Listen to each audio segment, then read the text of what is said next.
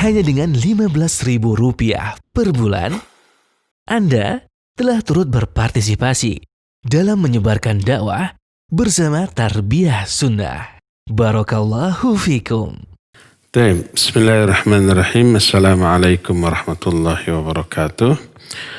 Alhamdulillah wassalatu wassalamu ala Rasulillah wa ala alihi wa ashabihi wa mawalah. Wa ba'd. Alhamdulillah kembali kita berjumpa dalam bahasan kitab Ad-Da'u wad-Dawa. Pertemuan yang lalu kita sudah membahas beberapa syubhat para ahli maksiat. Nah sekarang kita masih berlanjut pada salah satu syubhat. Orang banyak mengabaikan perintah, mengabaikan larangan Allah, larangannya dilanggar, perintahnya disia-siakan, ditinggalkan. Tapi dengan semua itu mereka masih berharap memperoleh ampunan dari Allah. Dosa terus-terusan, perintah Allah diabaikan, larangan Allah dilanggar, taubat tidak, tapi pede. Tetap meyakini memperoleh ampunan dan maaf dari Allah Azza wa Jalla. Mereka lalai, mereka lupa bahwa Allah juga syadidul iqab. Allah itu tidak akan menahan diri untuk mengadab orang-orang yang berdosa. Orang yang bersandar pada ampunan Allah tapi tetap berkecimpung di dalam dosa dan maksiat, orang itu disebut mu'anid. Berkata Ma'ruf, salah satu ulama Ahlus Sunnah, kata beliau, raja'uka li rahmati man lam tuti'uhu minal khadlan wal humuq. Mengharapkan rahmat zat yang kamu tidak taati. Mengharapkan rahmat Allah padahal kamu tidak mentaatinya. Tidak taat alias maksiat tapi tetap berharap rahmat dan ampunannya. Itu adalah kehinaan dan kebodohan. Berkata para ulama, ketika menjelaskan masalah ini, man qata'a udwan minka fid dunya bisarqati thalathati darahim la ta'manu an takuna uqubatuhu fil akhirah ala nahwin min dhalik. Jadi kalau orang memotong tanganmu, salah satu anggota badanmu di dunia karena mencuri 3 dirham. Mencuri apa saja barang yang harganya 3 dirham. Kalau yang dicuri di bawah 3 dirham nggak boleh dipotong. Tapi kalau 3 dirham lebih maka barulah dipotong. Maka kalau umpamanya mencuri barang yang harganya 3 dirham, maka lalu dipotong. Maka hukuman tersebut mengamankan azab di akhirat yang sebanding dengan potongan tersebut. Adapun kalau mencuri tapi tidak dipotong, maka dia tidak akan aman dari azab. Berkata kepada Al-Hasan, naraka tawilal buka. Coba lihat Al-Hasan. Kami melihat engkau ini banyak sekali menangis. Sering kali menangis dan sekali menangis panjang dan lama. Padahal dia ahli ibadah. Apa jawab beliau?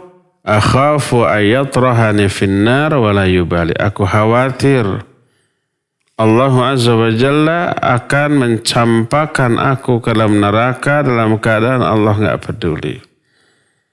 Lihat ulama besar, ahli ibadah, berilmu, menjauhi maksiat masih memiliki kekhawatiran akan diazab, dicampakkan ke dalam neraka. Sementara orang-orang ahli maksiat tadi dengan kemaksiatannya tanpa tobat, dia merasa aman. Dia merasa akan memperoleh rahmat dan ampunan Allah Azza wa Jalla. Ada orang yang berkata kepada Al-Hasan, inna qauman alahatsum amaniul maghfirah hatta kharaju minad dunya bighairi taubah. Yaqulu ahaduhum li'anni uhassinu dhann birabbi wa kadzaba lau ahsana dhann la ahsanal amal. Ada kaum orang-orang dilalaikan oleh angan-angan ampunan. Jadi dosa-dosa terus tapi mengangan-angankan ampunan dari Allah Azza wa Jalla, nanti saja gampang tobatan. Sampai-sampai dia keluar dari alam dunia, meninggalkan alam dunia, mati dalam keadaan tak sempat tobat. Lalu ketika ditanya, kenapa kamu berbuat demikian? Mereka berkata, aku husnudzon kepada Allah. Husnudzon kepada Allah itu dalam bentuk tenang, walaupun kita banyak dosa, Allah Maghfurur Rahim, Allah tetap akan mengampuni. Tapi tidak tobat juga. Itu angan-angan, hayalan. Karena apa? Karena tanpa usaha, tanpa ikhtiar. Maka segala harapan tanpa usaha, tanpa ikhtiar itu melamun, menghayal, mengangan-angankan sesuatu yang tidak mungkin diraih. Kalau berharap mungkin dapat, tapi wajib ada ikhtiar. Wajib ada usaha, wajib ada perjuangan.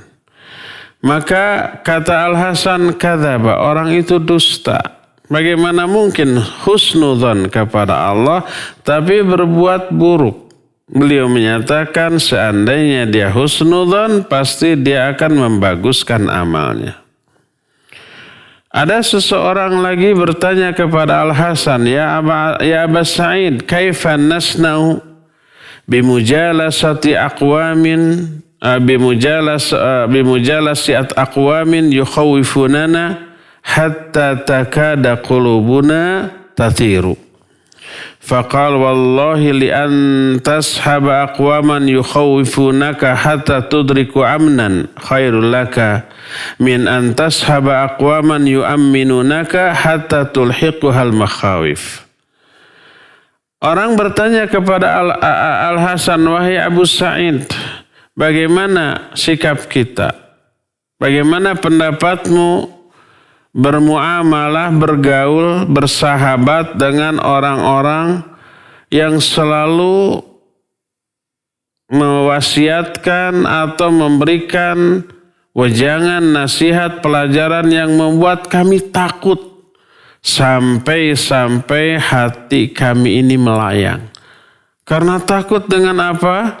Dengan penjelasannya. Setiap menerangkan, setiap mengajar, setiap menasihati, berbicara tentang azab kubur, berbicara tentang dahsyatnya kiamat, ngerinya alam padang mahsyar, kemudian sangat dahsyatnya azab di akhirat, di neraka, membuat kami ini takut, kemudian seolah-olah hati kami ini terbang. Bagus nggak tuh bermuamalah dengan orang seperti itu? Orang yang menakut-nakuti dengan neraka, orang yang menakut-nakuti dengan azab, orang yang menakut-nakuti dengan azab kubur dan yang sejenisnya. Maka menjawablah Al-Hasan, demi Allah, kalau kamu bersahabat dengan orang-orang yang menakut-nakuti kamu sehingga kamu ternyata kelak aman dari apa yang kamu takuti, itu lebih baik bagimu daripada kamu bersahabat dengan orang-orang yang memberikan rasa nyaman dan aman tapi kemudian kamu memperoleh apa yang kamu takutkan. Jadi kalau orang menakut-nakuti kita dengan azab neraka, dengan azab kubur, dengan kiamat, dengan kedahsyatan di padang mahsyar, lalu kita takut. Karena takut kita mengerem diri. Kita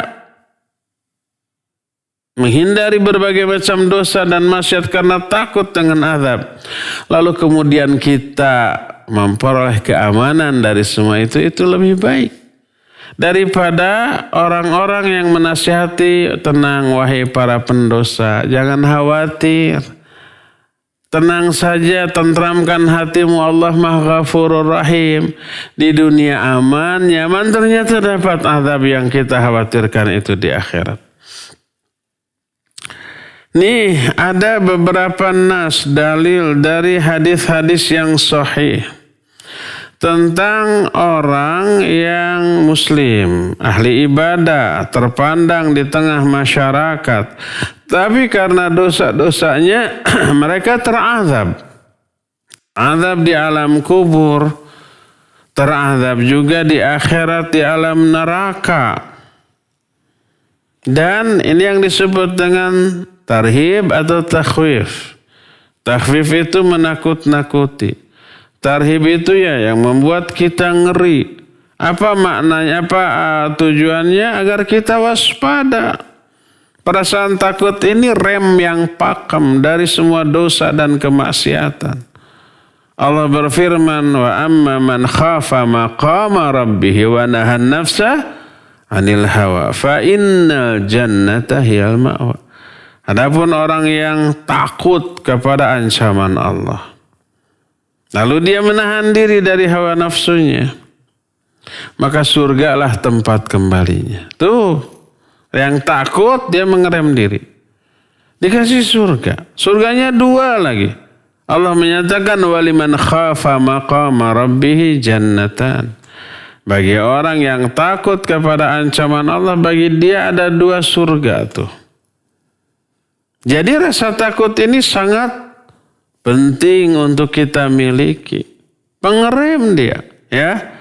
Ini yang membuat orang tidak berani berbuat jahat. Kenapa orang tidak berani mencuri? Takut akibatnya digebukin orang, dimasukkan ke penjara. Kenapa orang umpamanya tidak berani merampok? Nah, walaupun seorang nenek-nenek tua yang lemah dengan membawa uang banyak. Kalau kita perampas juga gampang berhasil. Mau melawan juga sekali dorong dia jatuh. Lari juga dia nggak bisa ngejar. Kenapa kita nggak berani melakukan itu? Karena takut dikeroyok warga, kemudian dibawa ke kantor polisi dan dipenjara. Kenapa kita takut kenapa kita tidak berani menyerobot lampu merah? Takut akibatnya. Nyerobot lampu merah terjadi tabrakan, ya. Dan kita bisa dipenjara menjadi penyebab celakanya orang. Ya, rasa takut itu perlu. Apalagi takut kepada murka dan azab Allah. Ini beberapa hadis yang menjelaskan orang diazab. Walaupun orang itu orang hebat. Tapi berdosa. Sebuah hadis dalam Sahihain. Dari Usamah bin Zaid radhiyallahu an. Dia berkata, sami'tu Rasul sallallahu alaihi wasallam yaqul. Aku mendengar Rasul sallallahu alaihi wasallam bersabda, yuja'u birrajuli yaumal qiyamah fayulqa finnar fatandaliqu aqtabu batnihi fayaduru finnar kama yadurul himaru birahah. Fayatufu bihi ahlun nar fayaquluna ya fulan ma asabak alam takun ta'muruna bil ma'ruf wa tanhana 'anil munkar fayaqul bala kuntu amurukum bil ma'ruf wa la atih wa anhakum 'anil munkar wa atih. Kata Nabi SAW, nanti pada hari kiamat akan didatangkan seseorang. Laki-laki, bisa juga perempuan. Orang itu dilempar ke dalam api neraka waliyadzubillah. Terburai usus-ususnya dari perutnya. Dia berputar mengelilingi neraka. Sebagaimana berputarnya seekor keledai mengelilingi alat penggilingan gandum. Lalu para ahli neraka menonton dia, mengerumuni dia, Lalu mereka berkata, para ahli neraka kenal orang ini. Hai fulan, apa yang menimpamu?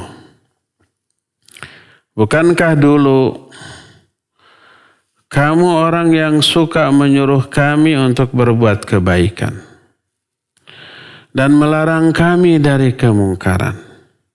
Ini orang tukang amar ma'ruf nahi munkar. Ustaz, ulama, kiai, da'i gitu. Tukang amar ma'ruf nahi munkar, tapi kenapa masuk neraka?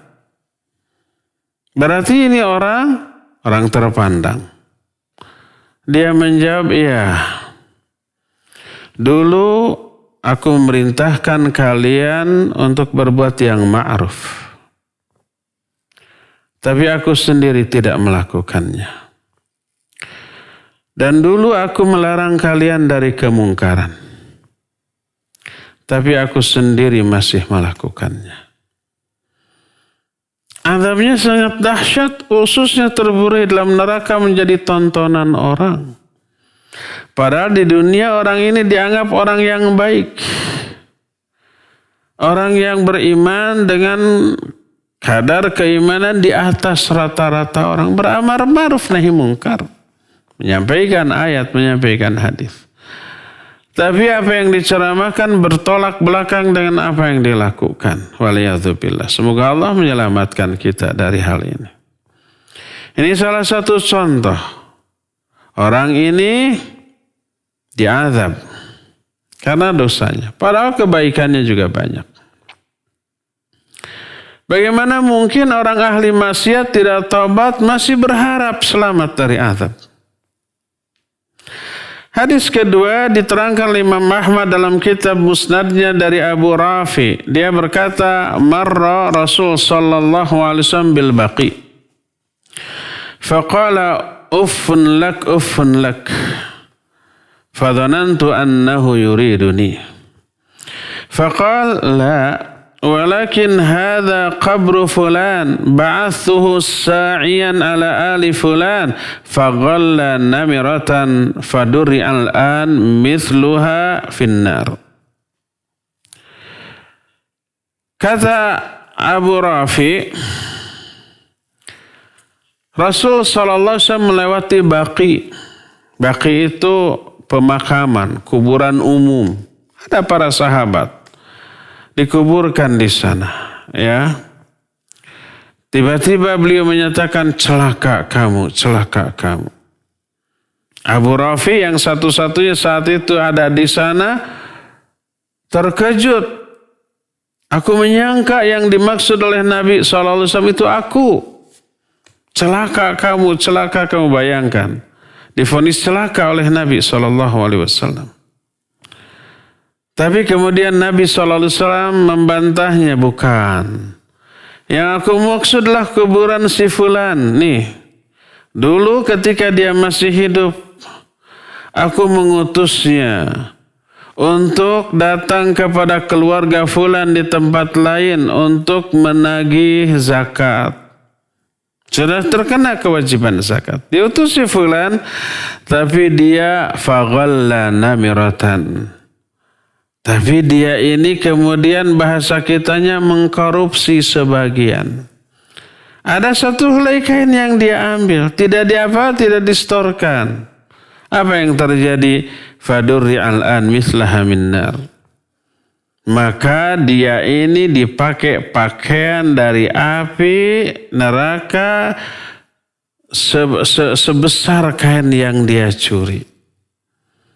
Ini para ancaman bagi para koruptor seperti itu.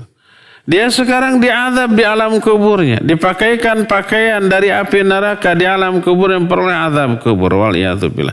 Padahal dia seorang sahabat. Seorang muslim. Dipercaya oleh Nabi SAW diutus. Ambil oleh kamu.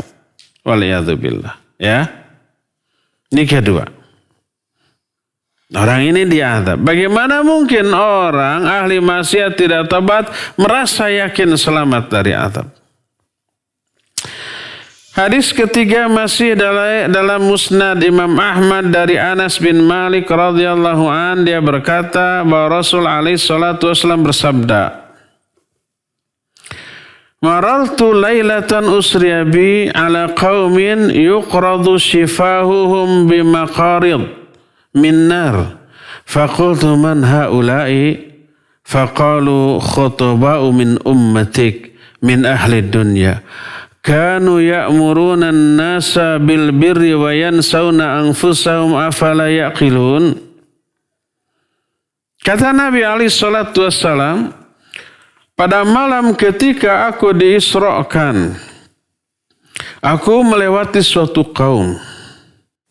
Bibir-bibir mereka itu digergaji dengan gergaji dari api. Bayangkan bibirnya itu digunting. Digunting dengan gunting dari api neraka. Ya sakit, ya panasnya nggak ketulungan. Aku bertanya kepada Jibril alaihi salatu wassalam, siapakah mereka itu? Dijawab, mereka itu ahli khutbah di kalangan umatmu. Tukang ceramah tuh. Tukang memberikan nasihat, dai, ustad, kiai, ulama gitu ya. Dari penduduk dunia, dulu mereka amar ma'ruf nahi munkar.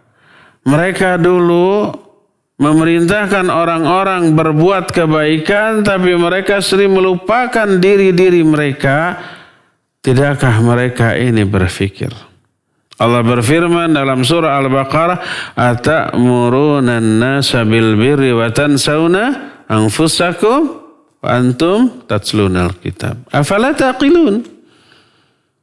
Kenapa kalian memerintahkan orang lain untuk berbuat baik, tapi kamu sendiri melupakan diri sendiri? Padahal kalian membaca kitab, tidakkah kamu ini berfikir? Ini orang bukan sembarang. Namanya juga da'i, namanya juga ustadz, namanya juga penceramah, mubalik, kiai dan yang sejenisnya. Amar ma'ruf nahi munkar. Menganjurkan orang-orang sholat, orang-orang berjilbab, orang-orang ayo ke masjid, ayo berbuat kebaikan. Tapi hanya anjuran ke orang, tidak untuk diri sendiri. Kita mengistilahkan orang itu dengan sebutan calo-calo agama tuh. Para jamaah tahu nggak calo-calo di terminal-terminal? Mereka ngajak orang untuk berangkat. Namun kalau di Bandung ya, ada dari terminal namanya Terminal Cicahem. Ayo ledang, dago, kalapa gitu ya. Kebun kelapa atau ke ledang itu terminal lain. Orang banyak yang terajak setelah penuh, ayo fir, tarik. Si calonnya mah anger we didinya. Si calonnya mah tidak ikut ya. Bukan berarti saya melecehkan profesi calo, enggak, itu bagus menolong orang. Calo dalam urusan begitu di dunia enggak apa-apa, karena memang dia tujuannya itu membantu orang dan memperoleh upah dari bantuannya gitu kan, ta'awun 'alal birri wat taqwa. Simbiosis mutualisme, supir diuntungkan. Ya, penumpang diuntungkan, calo diuntungkan, nggak masalah. Tapi dalam masalah agama ya nggak boleh. Ayo orang ke akhirat, ayo kita ke surga, ayo kita meraih ampunan dan rahmat dari Allah. Dia sendiri tidak melakukannya. Akhirnya celaka. Dan ini azab bagi orang yang berbuat kebaikan tetapi sekaligus terjerumus ke dalam kesalahan. Diazab. Maka bagaimana mungkin ahli maksiat berharap ampunan dan rahmat Allah padahal tidak pernah berhenti dari dosa dan kemaksiatannya. Mereka hanya mengangan-angankan ampunan yang tidak akan pernah mereka capai. Dalam hadis lain masih dalam Musnad Ahmad, berkata Rasul alaihi salatu wassalam, "Lamma urija bi marartu bi qaumin lahum adfarun min nuhas yakhmushuna biha wujuhahum wa sudurahum.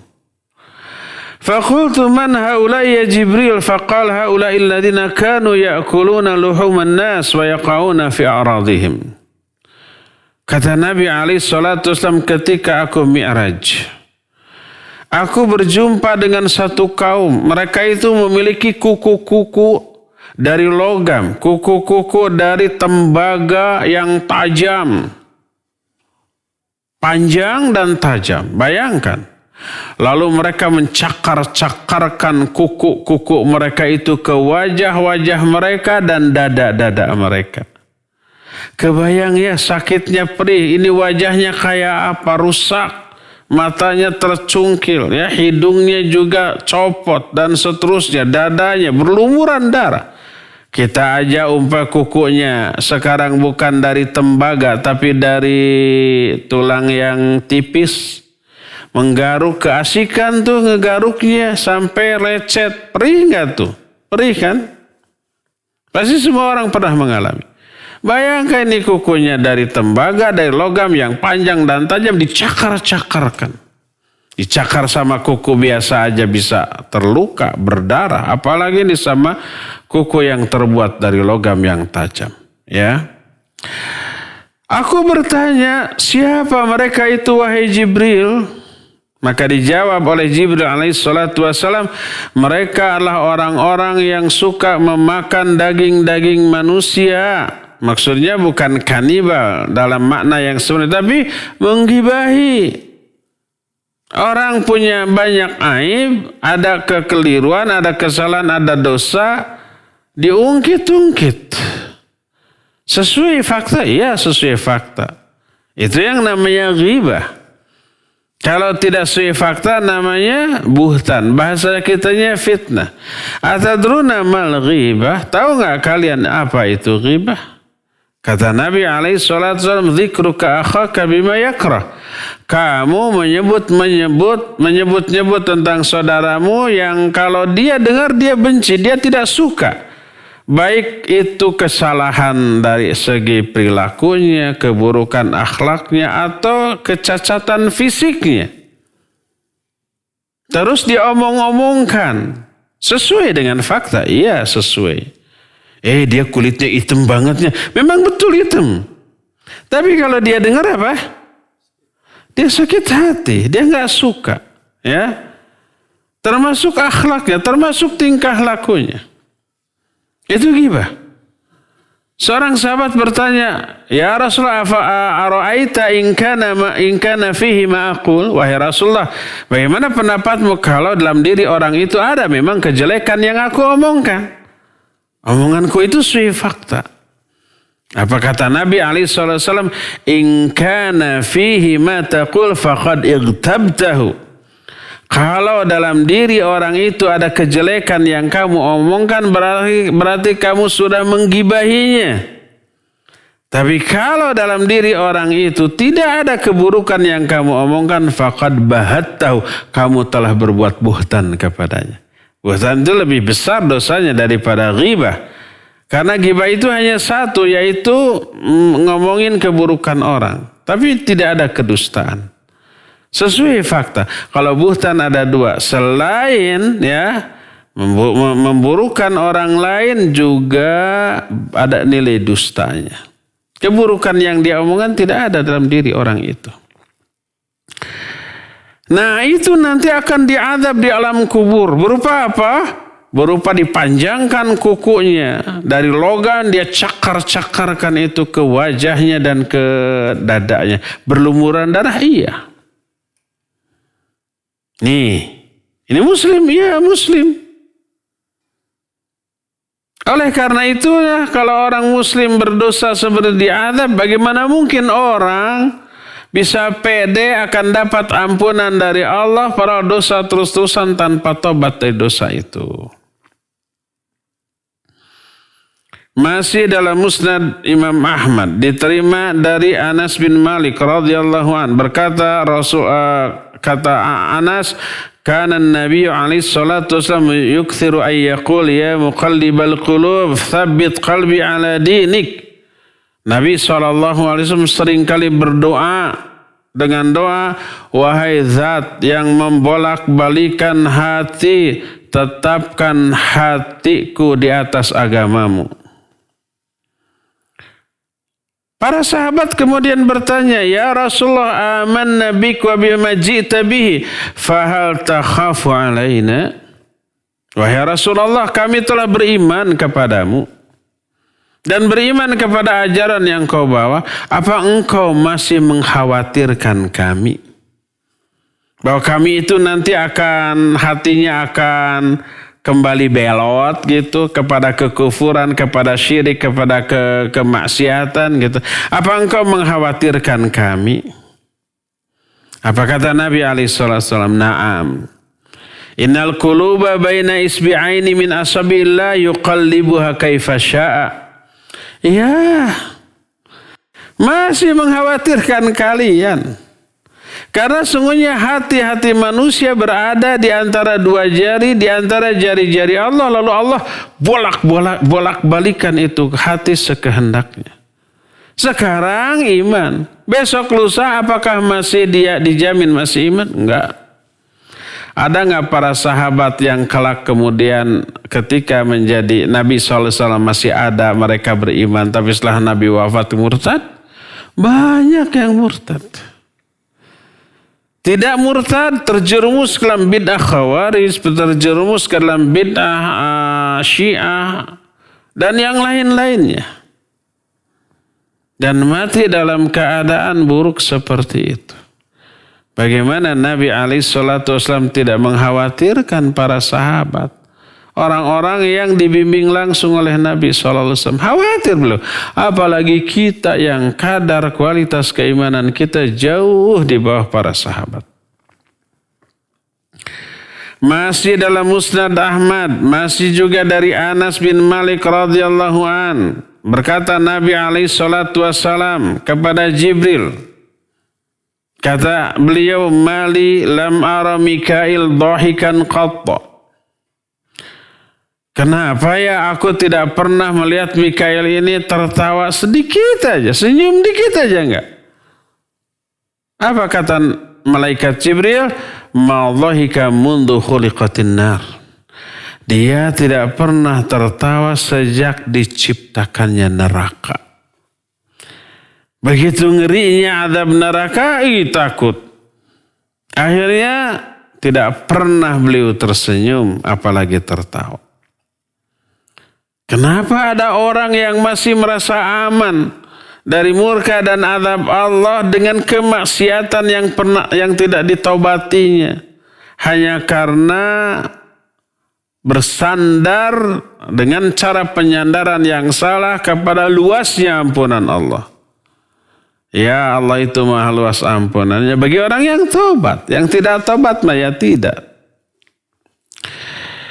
Ini sebuah hadis yang sangat mengerikan dari Anas dalam kitab Sahih Muslim. Berkata Rasulullah SAW, yu'ta bi an'ami ahli dunya min ahli nar. Fayusbagu fin nar sibghatan, thumma yuqalu lah. Ya ibna Adam, hal ra'aita khairan qatta? Hal marra bika na'imun qatta? Fayaqul la wallahi ya Rabbi. Wa yu'ta bi asyaddin nasi ba'usan fid dunya min ahlil jannah. Fayusbaghu fil jannati sibghatan. Fayuqalu lahu ya ibna Adam hal ra'aita ba'usan qat?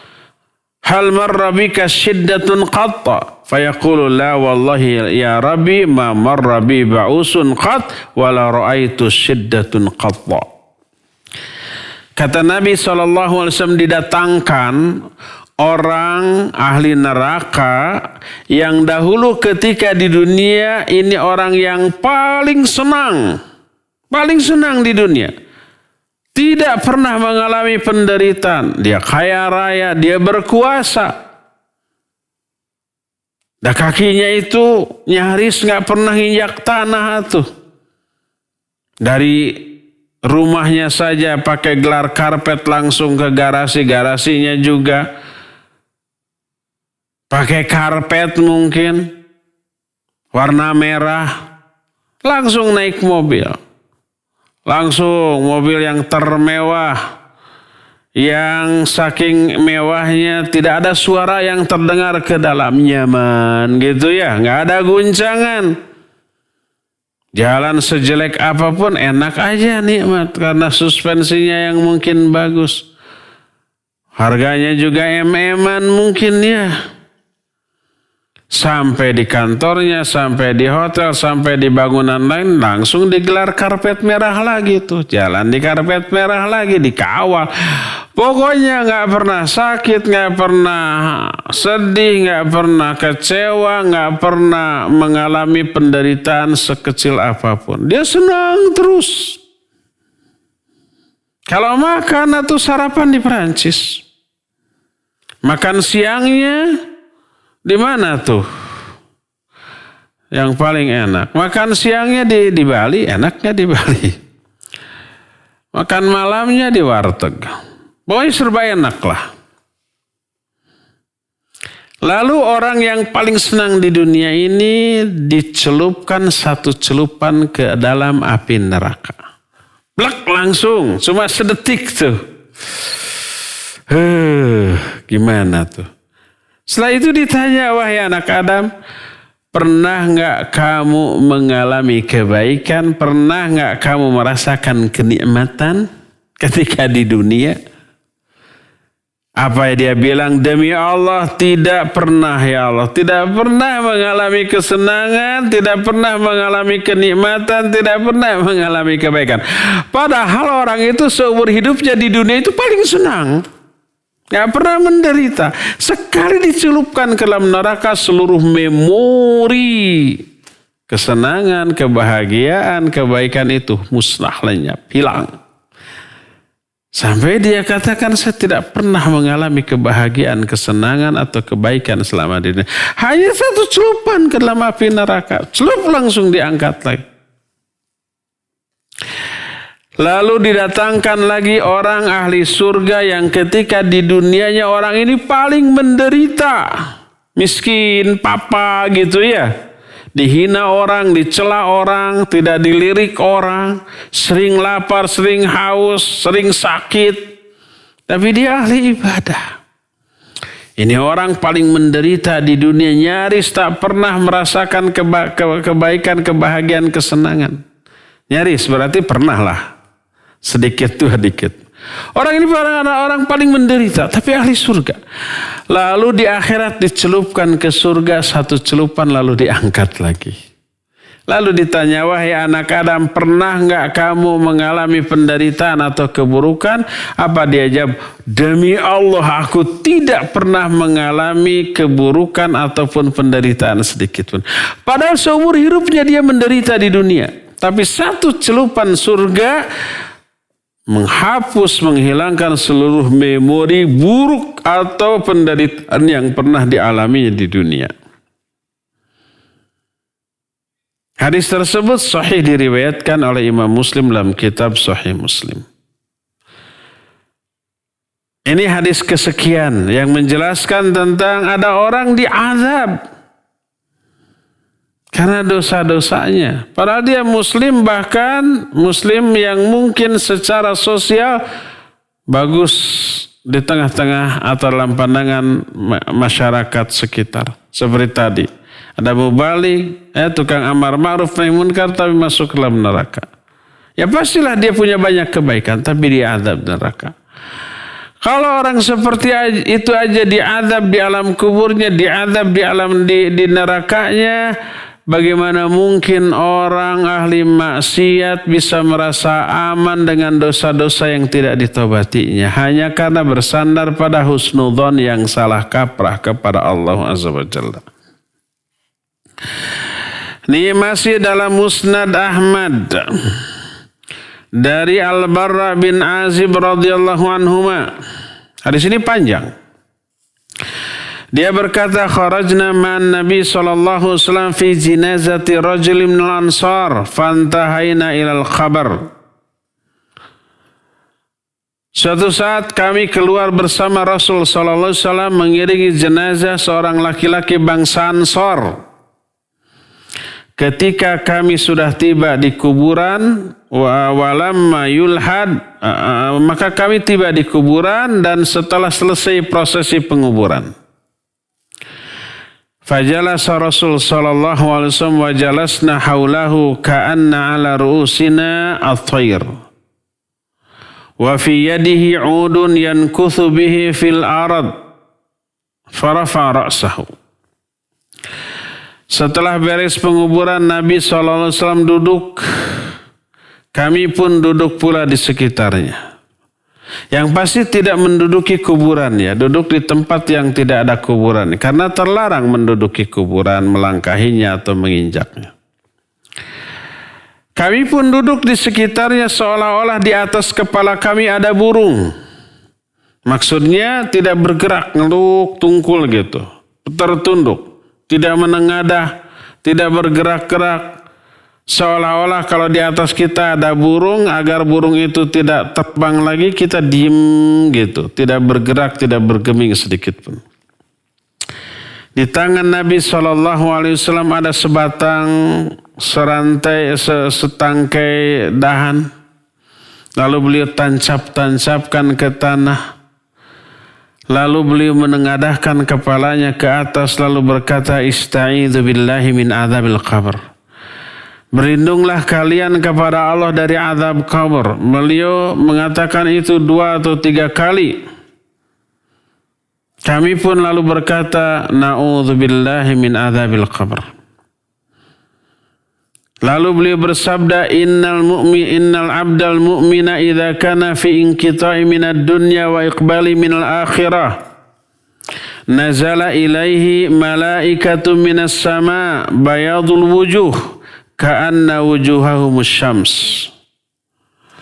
Sesungguhnya seorang hamba yang mukmin, ini yang mukmin dulu nih. Apabila dia sudah tiba di penghujung dari kehidupannya di dunia menjelang kepergiannya ke akhirat, mau mati nih, mau sakarat, turunlah para malaikat dari langit. Ini malaikat rahmat. Jumlahnya enggak terhitung, saking banyaknya.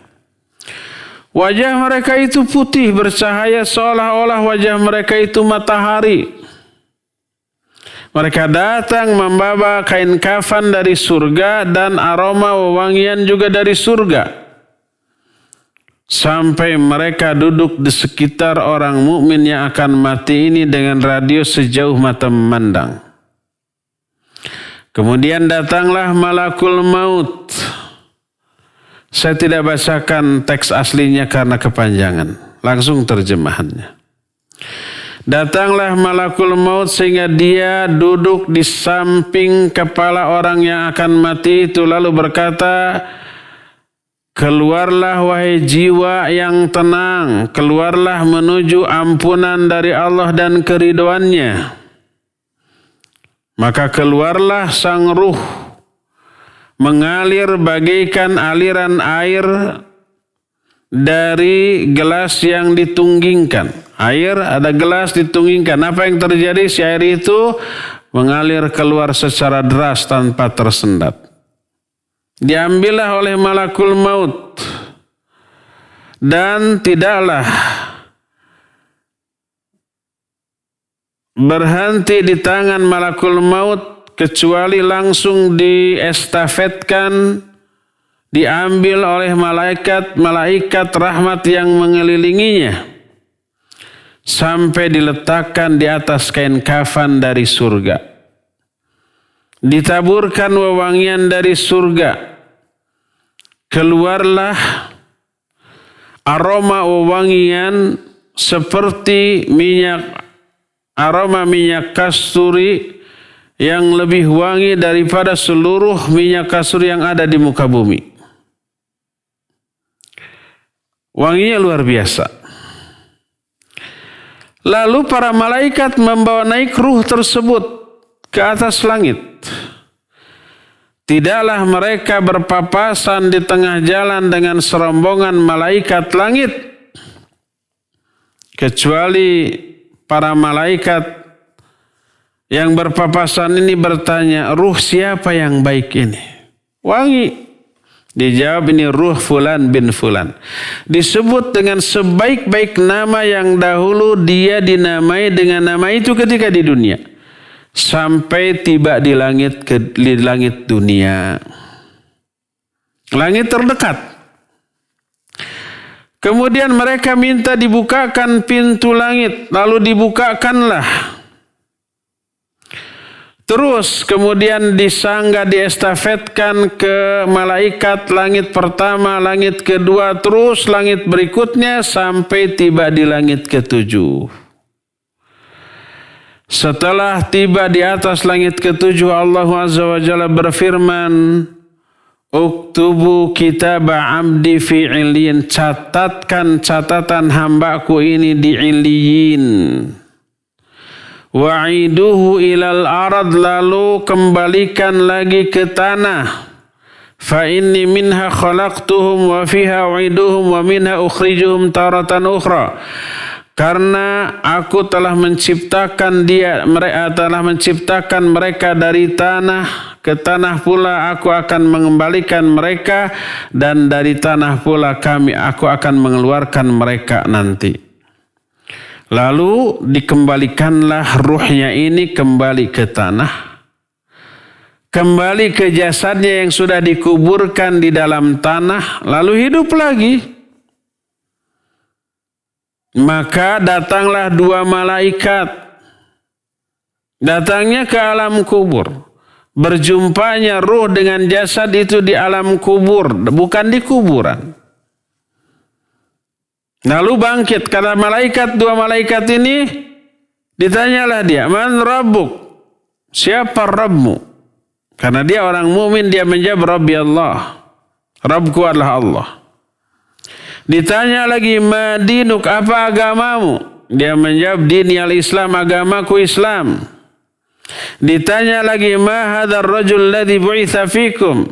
Siapa seorang laki-laki yang diutus kepada kamu? Dia menjawab, huwa Muhammadun Rasulullah sallallahu alaihi wasallam. Dia adalah Muhammad sallallahu alaihi wasallam, utusan Allah. Wa ma ilmuka? Dari mana kamu tahu bahwa dia utusan Allah? Dia menjawab, qara'tu kitab Allah fa amantu bihi wa saddaqtu. Aku membaca kitab Allah, aku beriman kepadanya dan membenarkannya.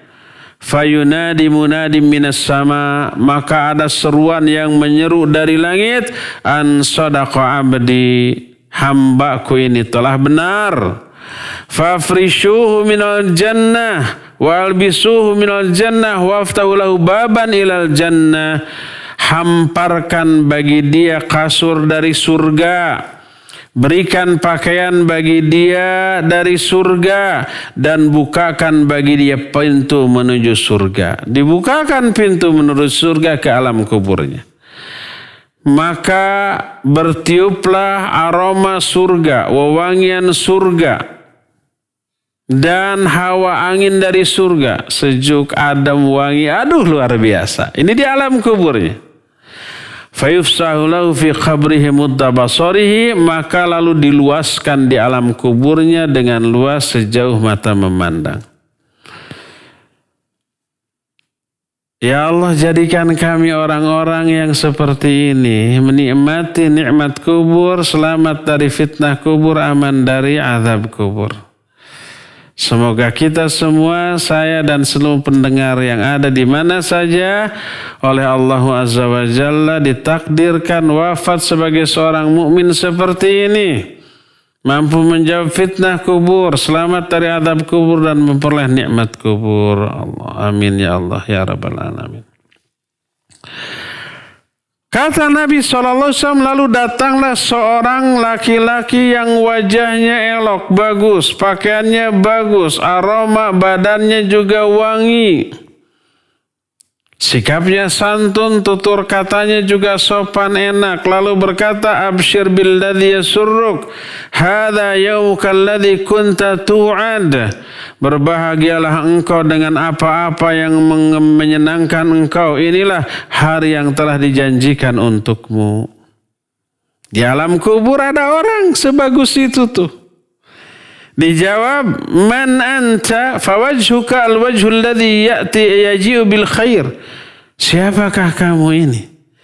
Wajahmu adalah wajah yang datang dengan membawa banyak kebaikan, menyenangkan pokoknya. Dijawab, ana amaluka soleh, aku adalah amal solehmu dulu waktu di dunia. Karena amalnya soleh menjelma menjadi orang yang baik, yang bagus, yang menyenangkan. Lalu dia berkata, orang mukmin ini berkata, Rabbi aqimissah, Rabbi aqimissah hatta arji'a ila ahli wa mali.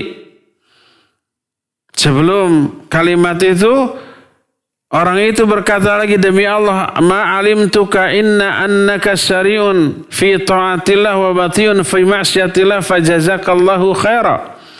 Aku tidak mengenalmu, kata orang ini kepada orang mukmin. Aku tidak mengenalmu ketika di dunia, kecuali kamu ini orang yang bersegera dalam melakukan ketaatan tapi lelet di dalam melakukan kemaksiatan. Allah balas kamu dengan kebaikan di hari ini. Lalu dibukakanlah pintu menuju surga. Sebelumnya dibukakan dulu pintu menuju neraka, lalu terlihat ada rumah yang sangat mengerikan di neraka. Lalu dikatakan, hadza manziluka law asaitallah. Itu rumah tempat kembali kamu. Kalau dulu waktu kamu di dunia kamu maksiat kepada Allah. Tapi karena kamu tidak maksiat, kamu mukmin, lalu dibukakan pintu menuju surga dan diperlihatkan rumah tempat tinggal dia kelak di surga.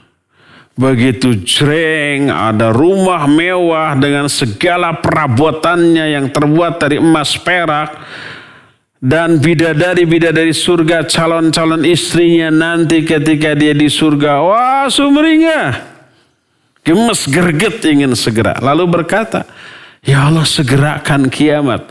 Ya Allah segerakan kiamat agar aku cepat kembali bisa menemui istri dan hartaku tuh. Ingin segera kiamat.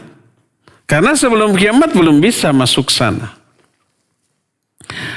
Itulah orang mukmin yang semoga Allah memasukkan kita ke dalam golongan orang mukmin seperti ini.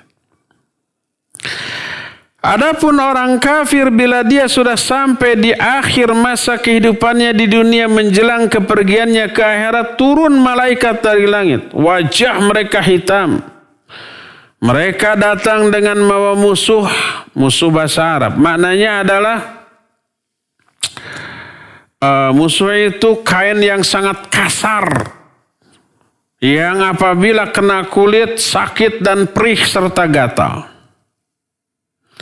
Lalu mereka duduk di sekeliling orang yang kafir yang akan mati ini.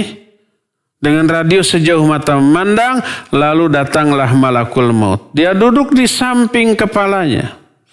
Lalu berkata, wahai jiwa yang buruk, keluar kamu menuju murka Allah dan kemarahannya. Maka berpisahlah ruhnya itu dari jasadnya. Kemudian dicabut, sebagaimana dicabutnya safud dari kain wol yang basah. Safud itu sebuah tongkat besi yang ada cabang-cabangnya. Itu masuk ke dalam kain wol yang basah. Begitu dicabut, apa yang terjadi? Cabang-cabangnya itu ngait, nyangkut di kain-kain serat-serat kain wol yang basah. Dicabut susah. Tapi kuat yang nyabut, kuat juga sangkutannya, tapi kekuatan yang nyabut lebih kuat lagi. Lalu keluarlah si ruh tersebut sampai urat-urat dan syaraf-syaraf mereka itu terputus semuanya. Lalu disimpan di atas al-musuh tadi. Kain yang sangat kasar yang dibawa dari api neraka. Dengan menebar bau yang lebih menyengat daripada bangkai terbau yang ada di muka bumi. Dibawa naik ke langit. Berpapasan dengan rombongan malaikat. Lalu mereka bertanya, ini ruh siapa yang busuk ini? Lalu disebut ruh fulan bin fulan. Disebut dengan seburuk-buruk nama. Yang dulu dia dinamai dengan nama itu di dunia. Sampai ke langit dunia minta dibukakan tapi tidak dibukakan. Lalu Nabi SAW membacakan Al-Quran dalam surah Al-A'raf ayat 40, la tufattahu lahum abwabus sama wa la yadkhulunal jannah hatta yalijal jamalu fis samil khiyat. Tidak akan dibukakan bagi mereka pintu-pintu langit dan mereka tidak akan masuk ke dalam surga sampai ada anak unta yang bisa masuk lubang jarum. Bisa enggak anak unta masuk lubang jarum? Mustahil. Jangankan anak unta, telunjuk kita aja enggak bisa. Alias mustahil. Semustahil itu dia masuk ke dalam surga. Allah Azza wa Jalla kemudian berkata, uktubu kitabahu fis sijjin. Catatkan catatan hambaku ini di sijjin, fil ardi sufla, di tanah yang paling bawah. Lalu dilemparkanlah ruhnya itu dari atas langit. Dilempar begitu saja, tidak dihantar untuk dimasukkan kembali ke jasadnya di alam kubur, tapi dilempar begitu saja. Terbawa oleh angin, disambar oleh burung-burung sampai ke tempat yang jauh. Lalu Nabi SAW membacakan ayat yang terdapat dalam surah Al-Hajj ayat 21. Wa may yusyrik billah faka'annama kharra minas sama fatahtafuhu at-tayru aw tahwi bihi ar-rihu min makanin sahiq.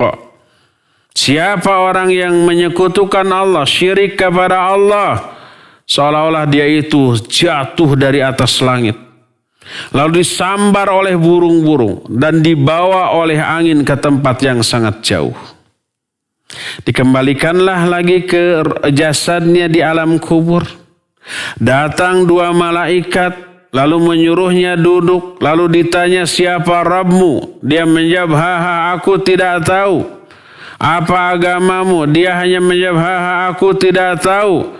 Lalu ada seruan dari langit bahwa hambaku ini telah berdusta. Hamparkan untuknya hamparan dari api neraka. Pakaikan kepadanya pakaian dari api neraka. Lalu bukakan kepada dia pintu yang menuju neraka. Dibukakan, lalu bertiuplah angin neraka. Ya panasnya, ya baunya yang sangat menyengat. Lalu dihimpitlah tubuhnya oleh tanah kuburan di sekitarnya sampai remuk tulang belulangnya, tulang-tulang rusuknya. Lalu kembali utuh seperti sedia kala. Datanglah seseorang, wajahnya buruk, pakaiannya buruk, badannya bau, sikapnya rese, kata-katanya kasar. Dia berkata, abshir billadhi yasu'uk, hadha yawmuka alladhi kunta tu'ad. Ini bahasa apa? Sarkasmu atau apa bahasa kita? Dia menyatakan, berbahagialah engkau dengan apa-apa yang membuat engkau menderita. Engkau bahagia, tapi dengan membuat engkau menderita. Inilah hari yang telah dijanjikan untukmu. Si orang kafir ini bertanya, kamu ini siapa? Wajahmu itu wajah yang datang dengan membawa keburukan. Dia menjawab, aku adalah amal burukmu ketika di dunia. Demi Allah, aku tidak mengenal kamu kecuali dulu ketika di dunia kamu orang yang lelet diajak kebaikan, tapi sangat bersemangat ketika bermaksiat. Allah membalasmu dengan keburukan pada hari ini. Lalu dibukakan pintu neraka. Itu tempat, hada manziluka. Itu tempatmu tuh di dalam neraka nanti. Setelah kiamat. Sekarang kamu di sini dulu. Menerima azab dalam kubur. Setelah itu, neraka jauh lebih dahsyat daripada siksaan di alam kubur. Maka orang ini kemudian berdoa, Rabbi la tuqimisa, ya Allah jangan jadikan kiamat, jangan jadikan kiamat. Orang mumin berdoa, ya Allah segerakan kiamat. Orang ini jangan jadikan kiamat. Dua-duanya berdoa dengan isi doa yang bertolak belakang.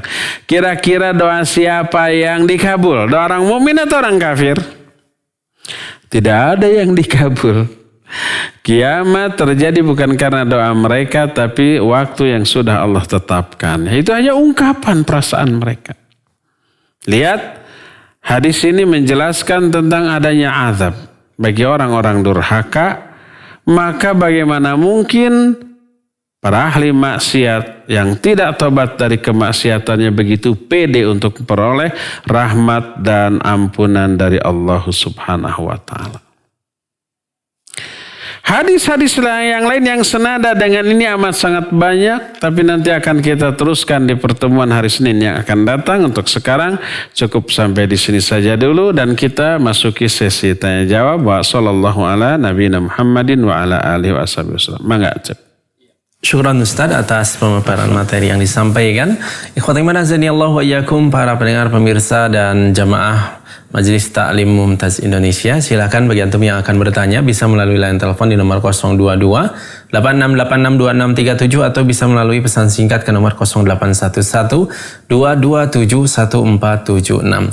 Baik, sudah ada penelpon yang masuk. Ya, silakan. Silakan. Assalamualaikum. Waalaikumsalam warahmatullahi wabarakatuh. Dengan Ibu siapa di mana? Dengan Ibu Iis Lilin, Ustaz. Ya, silakan Bu Iis. Ini yang mau saya tanyakan, apakah alam kubur dengan kuburan itu ada hubungannya atau tidak? Dan dari keterangan ketika kita melewati kuburan, maka mengucapkan salam, assalamualaikum ya Nabi, dan ahli kubur itu menjawab. Nah itu saja Pak Ustaz, mohon pencerahannya. Assalamualaikum warahmatullahi wabarakatuh. Iya, waalaikumsalam warahmatullahi wabarakatuh. Iya, Bu Lilis di Cimahi, Cililin, barakallahu fik. Adakah hubungan antara alam kubur dengan kuburan? Iya ada, walaupun berbeda. Alam kubur bukan kuburan, kuburan bukan alam kubur. Kuburan alam nyata, kita yang bikin, kita yang gali, bisa kita pindahkan, bisa kita rubah. Kalau alam kubur malam gaib yang entah di mana dan entah bagaimana. Kalau alam kubur adalah kuburan, kita nggak perlu AC. Cukup bikin rumah dekat kuburan orang soleh. Nanti orang soleh itu kan dibukakan pintu menuju surga lalu bertiup angin surga. Kita bikin ini aja selang. Paralon atau apa gitu dari kuburannya nanti masuk ke rumah kita. Alam kubur bukan kuburan, kuburan bukan alam kubur. Kuburan alam nyata, alam kubur alam gaib yang entah di mana. Tapi ada nggak keterkaitan hubungan? Ada. Dan itu bisa dilihat dari beberapa hal.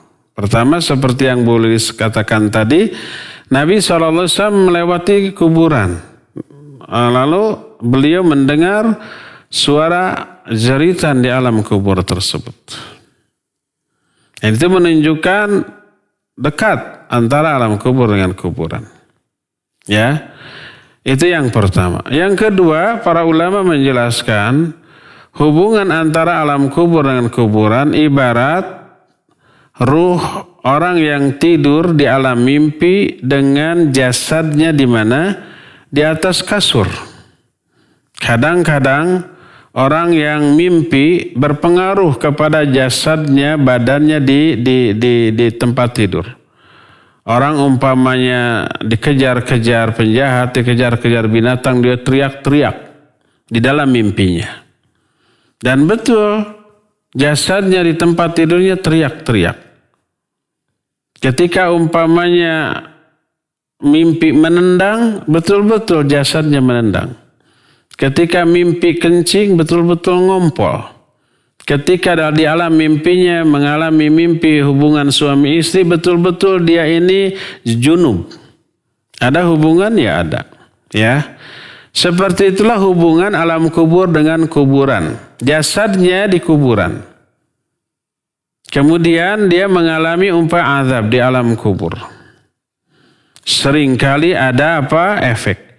Sehingga banyak cerita atau kisah yang aneh-aneh ketika kuburan itu digali, maka orang yang baru di kuburan kemarin itu sudah kelihatan gosong. Mungkin karena terbakar oleh azab kubur, oleh api neraka yang disemburkan ke alam kuburnya. Bahkan berkata Syekhul Islam Ibn Taimiyah rahimahullahu ta'ala, bahwa di zaman dahulu itu ada mayat-mayat yang loncat keluar dari kuburannya dalam keadaan sudah ada bekas-bekas siksaan yang dahsyat. Tubuhnya gosong dan ada bekas-bekas pukulan dan siksaan yang dahsyat. Beliau menjelaskan itu efek dari dahsyatnya azab di alam kubur sampai berefek ke badannya di kuburan. Sampai ada yang terpental keluar dari kuburannya yang di atas tanah. Yang seperti itu. Dan itu menunjukkan ada hubungan antara alam kubur dengan kuburan. Makanya dilarang menguburkan jasad seorang mukmin di pekuburan orang-orang kafir dan juga sebaliknya. Ya, berdasarkan hal itulah maka para ulama menjelaskan hubungan alam kubur dengan kuburan tak ubahnya seperti hubungan antara orang mimpi di alam mimpi dengan jasadnya atau tubuhnya di tempat tidur, ya ada hubungan. Kuat atau lemahnya hubungan antara alam mimpi, apa yang dialami dalam mimpi dengan jasadnya mempengaruhi seberapa kuat pengaruh gerakan yang dilakukan oleh oleh anggota tubuh di tempat tidur. Tapi kalau umpamanya lemah keterkaitannya, seringkali kita mimpi tapi tidak ada efek ke tubuhnya di tempat tidurnya. Nah, seperti itu juga azab kubur ataupun nikmat kubur. Ya, wallahu a'lam bissawab. Silakan lagi. Syukran Ustaz atas jawabannya. Kita beralih ke penanya melalui pesan singkat terlebih dahulu dari Umu Adi di Bandung Barat. Beliau bertanya, Bismillah, Assalamualaikum. Semoga Ustaz dan semua kru selalu dalam penjagaan Allah, Ustaz, dan kita bertaubat atas dosa-dosa. Apakah kita bertaubat atas dosa-dosa, apakah dapat ampunan sejak di dunia, ataukah berdampingan dengan amalan soleh yang perhitungannya sekalian kelak di akhirat? Jazakumullahu khairan. Silakan. Iya, barakallahu fik Ibu Ummu Adi di Padalarang, Bandung Barat. Ketika seseorang melakukan dosa maksiat, maka saat itu dicatat oleh malaikat pencatat. Atid, ma yalfidhu min qaulin illa ladaihi raqibun atid. Ya. Tapi ketika orang itu bertobat dari dosa-dosanya dengan memenuhi syarat-syarat tobat, taubatan nasuha. Sering saya jelaskan ada 7 syarat. Maka Allah menghapus catatan tersebut. Allah berfirman, ya ayyuhalladzina amanu tubu ilallahi taubatan nasuha asa rabbukum ayyukaffir ankum sayiatikum. Hai orang-orang yang beriman, bertobatlah kalian kepada Allah dengan sebenar-benarnya tobat. Maka Allah akan menghapus kesalahan-kesalahan kamu dan mengampuni dosa-dosa kamu.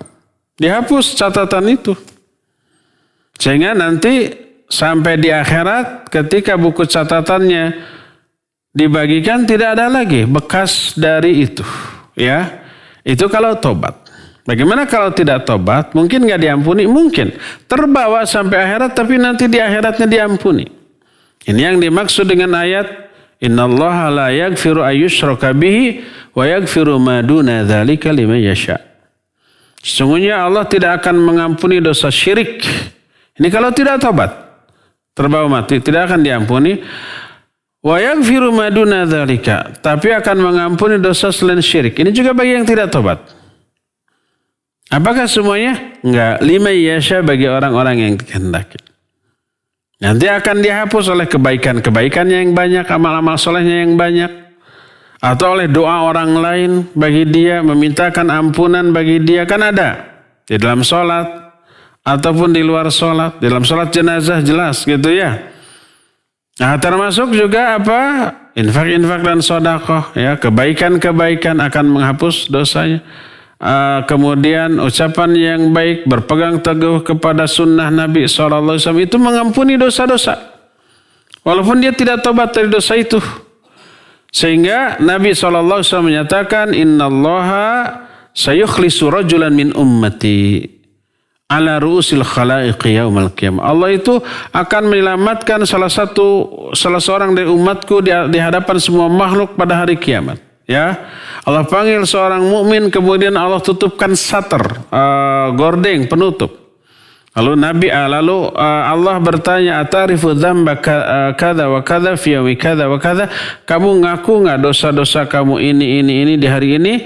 Orang itu menyatakan, bala ya Rabbi, ya saya ngaku. Sampai dia merasa dirinya akan binasa, lalu Allah menyatakan, qad satartuha laka fid dunya wa aghfiru lakal yaum. Aku telah tutupi dosa-dosamu ini di dunia dan sekarang aku ampuni dosa-dosamu, dihapus. Jadi kalau dosa itu ditobati langsung dihapus, kalau tidak ditobati ke bawah dulu sampai ke akhirat. Tapi bagi orang-orang yang punya amal-amalan tertentu itu terhapus nanti di akhirat. Sebagaimana firman Allah dalam hadis kursi yang barusan, qad satartuha laka fid dunya, aku tutupi dosa-dosamu itu di dunia. Tapi dibuka dulu. Tapi disodorkan, kamu ngaku nggak dosamu ini ya. Nah, aku tutupi di dunia, tapi aku ampuni sekarang di akhirat. Kita juga tahu tentang hadis bitaqah. Bitaqah itu kartu. Ada orang dengan seorang mumin. Di hadapannya dihamparkan 99 jilid buku, isinya daftar dosa dan kesalahan dia. Satu bukunya sejauh mata memandang, ya. Kemudian Allah bertanya, apakah kamu mengakui dosamu ini? Ya, mengakui. Apakah malaikat pencatat zalim menuliskan dosa yang tidak kamu lakukan? Tidak. Apakah kamu punya kebaikan yang menghapus semua dosamu ini? Tidak. Kata Allah, bala innalaka indana hasanah. Ya, menurut kami kamu punya satu kebaikan. Lalu dikeluarkanlah bitaqah. Kartu kecil, di sana tertulis asyhadu an la ilaha illallah wa asyhadu anna muhammadar rasul. Ditimbang antara kartu dengan apa? Dengan daftar kesalahan itu, lalu beratlah ke kartu itu. Ringanlah buku-buku 99 jilid yang isinya daftar kesalahan. Jadi kesalahan ada yang dibawa ke akhirat, tidak ditobati. Tapi terhapus dengan tauhid, terhapus dengan banyak kebaikan, terhapus dengan ini dan itu. Oleh karena itu bisa selamat. Tapi kalau tobat, maka di dunia juga terhapus catatan amal tersebut, ya. Wallahu a'lam bishawab. Terakhir ya, itu ada telepon lagi. Baik. Bagi penelpon yang sudah masuk, silakan. Halo. Ya, silakan. Silakan Pak, Bu yang sudah masuk telepon. Ya, halo. Ya, Assalamualaikum. Waalaikumsalam warahmatullahi wabarakatuh. Dengan Ibu siapa di mana? Umu Konita di Bandung. Ya, silakan Umi Konita di Bandung. Ya Ustaz, aku izin bertanya, bagaimana hukumnya mewarnai rambut untuk memperindah diri di hadapan suami? Yang kedua, bagaimana hukumnya memakaikan pakaian yang ada gambar makhluk hidupnya untuk bayi atau untuk anak kecil? Itu aja Ustaz. Syukron. Assalamualaikum warahmatullahi wabarakatuh. Wa fiki barakallah. Waalaikumsalam warahmatullahi wabarakatuh. Ya, mohon maaf, ini pertanyaan terakhir ya. Boleh nggak mewarnai rambut untuk menghias diri di hadapan suami? Kalau sudah tua memutih rambutnya, iya boleh. Dan disunnahkan untuk mengecat rambut bagi orang-orang yang sudah putih rambutnya, baik laki ataupun perempuan, ya. Adapun bagi yang belum putih, masih hitam, maka tidak boleh. Tidak boleh mengecat rambut dengan warna-warna lain. Kebolehan mengecat rambut hanyalah untuk yang sudah beruban, sudah luntur warna hitam alaminya, bukan luntur, tapi alami aja ya, berubah ya. Sudah berubah menjadi putih, menjadi uban ya, yang kelihatan penampilannya tua, nenek-nenek dan seterusnya, sehingga suaminya umpamanya merasa kurang nyaman, boleh dicat. Laki-laki juga begitu. Kalau sudah banyak ubannya, cat ya, asal hindari warna hitam. Kalau dengan warna hitam dihukumi mayoritas ulama makruh. Sebagian ulama ada yang menyatakan boleh karena Al-Hasan bin Ali bin Abi Thalib itu juga pernah mengecat dengan warna hitam. Tapi mayoritas ulama memakruhkan itu. Hindari warna hitam. Baik coklat umpamanya atau pirang atau merah atau ya itu dibolehkan, ya. Dibolehkan, bahkan disunnahkan. Oleh karena itu, gadis atau wanita muda atau laki-laki yang masih muda, yang belum ada ubannya, yang masih murni rambutnya hitam, lalu ingin tampil lebih gagah, lebih berbeda, lalu dicat dengan warna selain hitam. Dengan warna merah, dengan warna pirang, agar disebut kayak orang bule walaupun kulitnya sawo matang gitu ya.